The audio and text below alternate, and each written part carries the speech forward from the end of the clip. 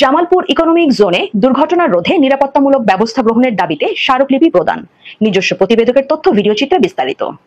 ঘন ঘন সড়ক দুর্ঘটনার প্রতিবাদে ও নিরাপত্তামূলক ব্যবস্থা গ্রহণের দাবিতে এলাকাবাসীর পক্ষ থেকে প্রশাসনের কাছে একটি স্মারকলিপি প্রদান করা হয়েছে।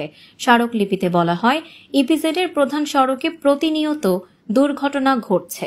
শ্রমিক, পথচারী, রিকশা চালক সহ সাধারণ মানুষ প্রতিদিন জীবনের ঝুঁকি নিয়ে চলাচল করছে।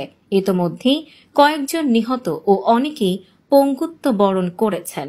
স্মারকলিপির মূল দাবিসমূহ: লাইসেন্স ও ফিটনেসবিহীন গাড়ি চলাচল বন্ধ, ইপিজেড গেট এলাকায় ট্রাফিক পুলিশ ও সিসিটিভি মনিটরিং ব্যবস্থা, দুর্ঘটনাপ্রবণ স্থানে স্পিড ব্রেকার ও সতর্কীকরণ সাইনবোর্ড স্থাপন, অটো চালকদের প্রশিক্ষণ ও অনুমতিপত্র বাধ্যতামূলক করা, ব্যস্ত সড়কে অপ্রশিক্ষিত অটোরিকশা নিষিদ্ধ করা, শ্রমিক ও শিক্ষার্থীদের সময় নিরাপত্তা জোরদার, স্থানীয় জনগণ, ট্রাফিক ও ইপিজেড কর্তৃপক্ষের সমন্বয়ে স্থায়ী নিরাপত্তা কমিটি গঠন।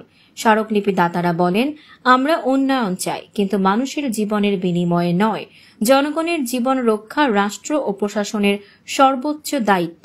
তারা দ্রুত কার্যকর উদ্যোগ গ্রহণ ও জরুরি সমন্বয় বৈঠক আহ্বান জানান।